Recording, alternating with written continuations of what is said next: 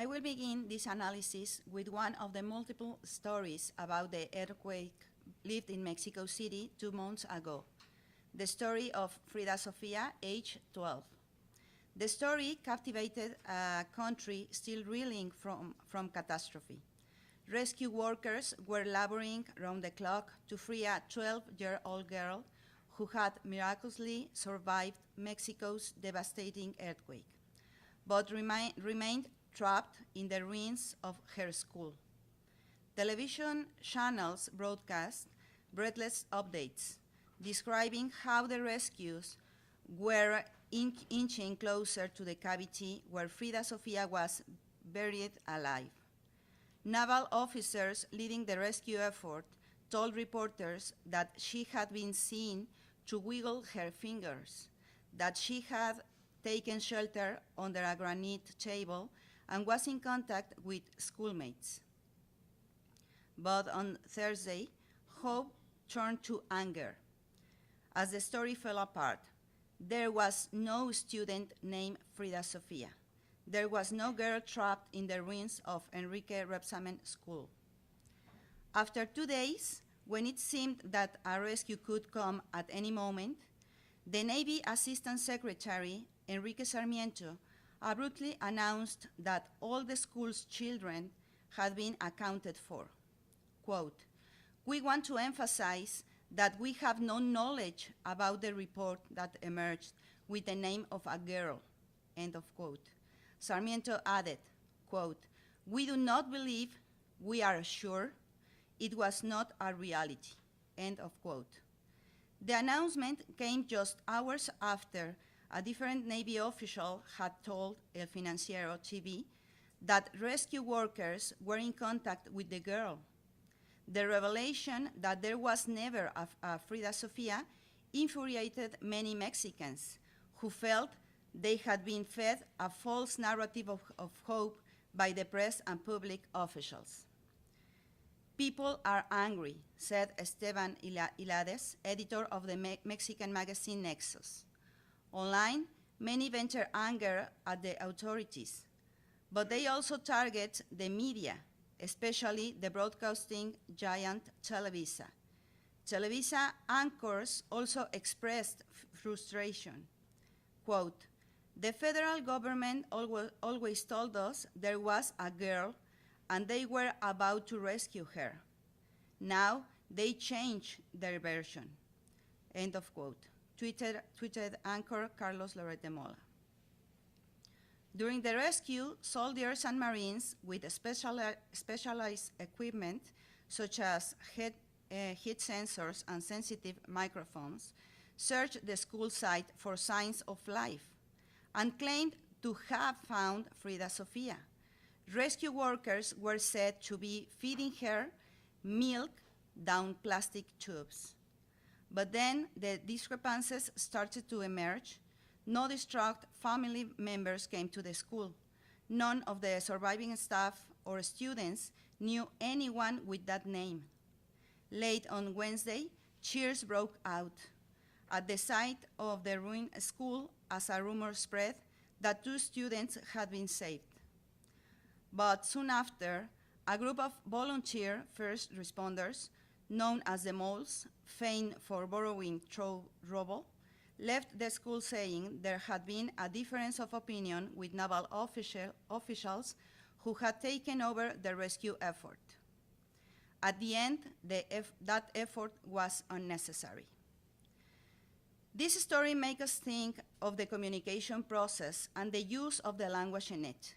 In this example, we can see how the uses of the language can confuse us and create actions, emotions, hopes, and mistakes. So, the question that emerges is, what is the function of language?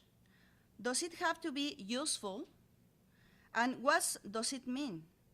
And finally, does the communication imply honesty?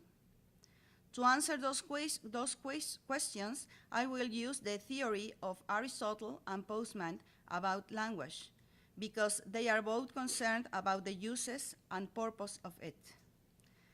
Since Aristotle, philosophers and scientists have pointed to the faculty of language as one of the primary differences between humans and animals. Darwin, for instance, while holding that, quote, man is descended from some lowly organized form, end of quote, and that there is, quote, no fundamental difference between man and the higher mammals in their mental faculties, also insists that articulate language is, however, peculiar to man, end of quote. This statement also shows us how the language has qualities which make it different from the communication between animals. In 1960, Hockett called these qualities design features. The most important for this paper are four. The first one is semanticity, which is the association between elements in messages and recurrent features of situations from the world around us. Number two, arbitrariness. This is the possibility to link a linguistic sign and a meaning. Number three, duality of patterning, which is the use of a small number of meaningless elements which can be combined and produce many meaningful elements. Number four, displacement, the possibility of referring things distant in time or place. In the case of Aristotle, he finds several differences between animal and human language. In fact, he does not deny that other animals can communicate, but human language has something else which goes far away from his body. His position has to be with the distinction between logos, or reason, and phone, or voice. Voice is defined as a sound with a meaning in the anima. And here, Aristotle also distinguished voice from a mere clucking of the tongue or a cough. Voice is caused by the soul and is accompanied by fantasia or imagination. However, logos in this context refers to a qualitatively different sort of communication system. Logos enables its possessors to indicate their perception of what is good and evil, and just and unjust. It looks like communication in animals is only possible because of what they do with their sounds, but this is not language. Men, on the contrary, have not only sounds, but signs, which are related with certain rational relations and values, like good, evil, just, and unjust, for example. This makes men have a responsibility with their language, because with it, men are capable to conceptualize and communicate values, and this makes the community possible. For Aristotle, language is not separated from reality, nor its meaning. Its essence is to be linked with objective values, and this is the reason why we can use the same word in different situations. In other words, we express what we are through it. Aristotle also stated in the Rhetoric that language can have several uses. One of them is the academic use, and this is appropriate for teachers and scientists, and this is not common in the polis or small city. The second use is persuasion or rhetoric, and has to be with common notions most of the people could understand. It is also important to say that it is necessary for the language to be useful because its purpose is to communicate. There is no sense in words which cannot mean anything. In fact, if we do not understand a language, think in Chinese, for example, their words, their sounds, do not have any sense to us. It is just noise to our ears. It is the same for a discourse without order, a stupid talk, where we understand the words but not the sense in the discourse. As Postman stated, quote, "Stupidity is words. It is not something people possess, like their kidneys. Stupidity is something we speak, sentences that do not make sense, end of quote. So, we have said that language is related to values. It has several uses and a purpose, which is communication. But what kind of communication does the language look for? For Aristotle, communication looks for the convenient, and the convenient must be good, because all the people tend to the good in any of their actions. But what do we mean by saying that something is good? If you analyze any action you do, you will see that everything you do at first is meant to an end, and this end has to be good. Maybe this good is subjective. In other words, I do certain things because I see something good in them, something another people could not see as good but bad. In the Frida Sophia's case, for the rescuers, the main objective was to save the girl, to find her. This was more important for them than to verify the news about her existence. In the case of Mexican people, our purpose day by day was to follow the news until they confirmed the girl was rescued. Because many people consider this action to follow the news about this girl as their priority because it was good for them. I listened to people who wasted hours seeing the broadcast of the efforts to rescue the girl, and the final of the story was they didn't find her. I am not questioning the number of hours people spend in front of the TV, but their goal. But maybe this good I find in my action is subjective, which means it helps me to be a better rational being, to achieve a transcendence end, which for Aristotle is the eudaimonia, or happiness, life according to virtue. But how can we find how can we find out if our actions are really good? If we only believe in ourselves? Neil Postman spoke about this in his Crazy Talk, Stupid Talk, how the language is used sometimes for good or evil. For him, the uses of the language are mainly two: the intelligent talk and the dumb talk. Quote, I have not been trying to find out what intelligent talk is. I have been trying to find out what dumb talk is, end of quote. And I want to focus in the dumb talk, which has two types, crazy talk and stupid talk.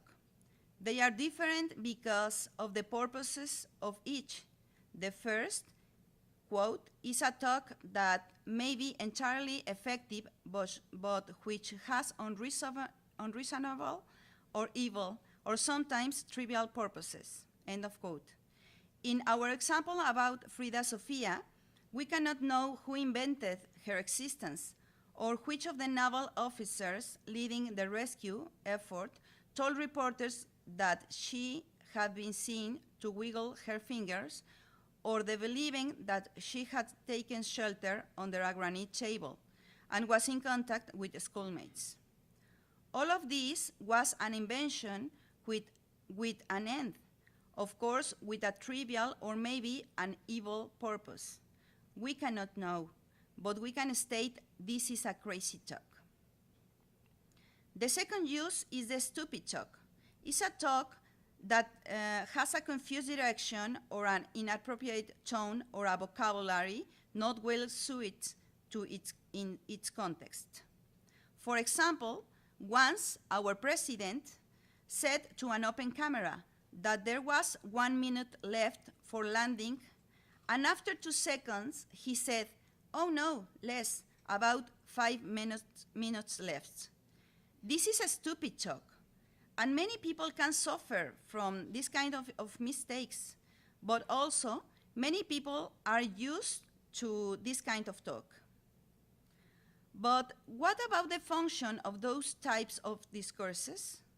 For Postman, they have a reason to be inside a semantic environment. That is, quote, an ordered situation in which messages can assume meaning, end of quote.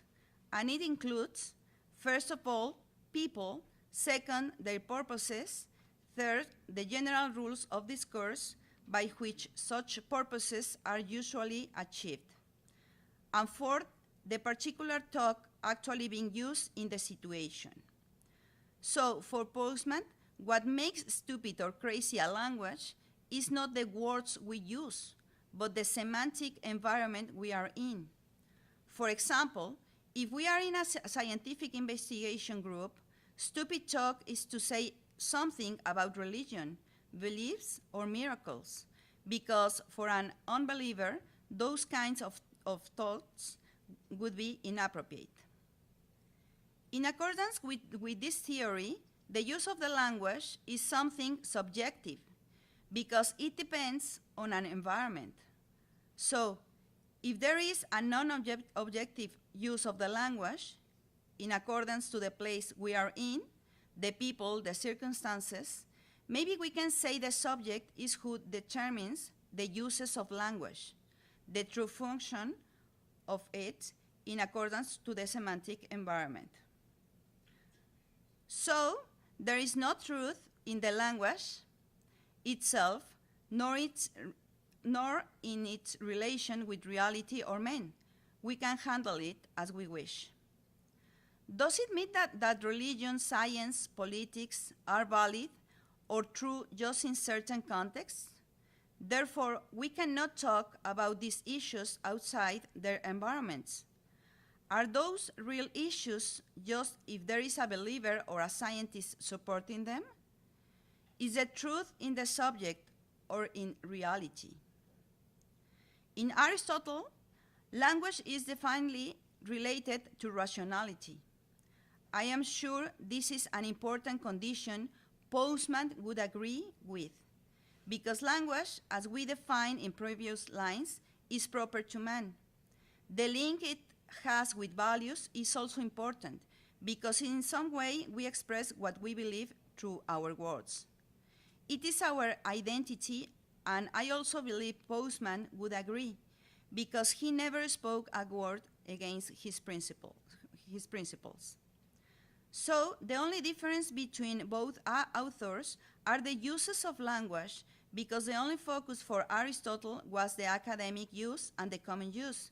But for Postman, there are not only two uses, but a subdivision in the dumb use of language. This is so interesting, because certainly many times outside the academy, we use this kind of dumb language. As he wrote, many times we try to argue something without enough arguments and only to win, to have the reason without having it. For Aristotle, in his Organon, he refers to this kind of argument as a fallacy, which is the contrary to the syllogism. In other words, a correct argument. 1 minute to go. Yes. Finally, I have to say I saw a problem with Postman's semantic environment, which is the subjectivity of uses of language. If we can or have to speak in some ways in accordance to the environment, then do we need to be, as Machiavelli stated, quote, the virtuous man has to be good between goods and bad between bads, end of quote. Thank you very much. Thank you.